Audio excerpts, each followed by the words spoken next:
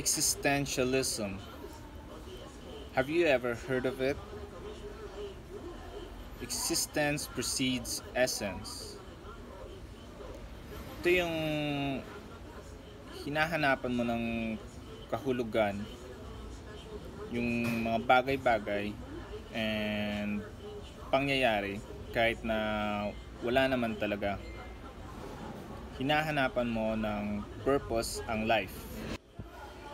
Nasa nature naman ng mga tao na maghanap o bigyan ng meaning ang kahit ano para masatisfy siguro ang belief system nila, para ma-relate ito sa ating mga struggles, sa ating sufferings.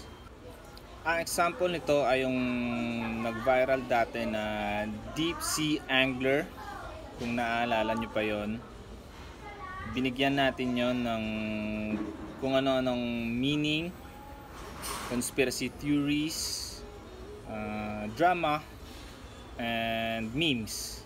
Ang isa din ay yung mahilig ka humingi ng mga signs o senyales ba to, mga ganyan.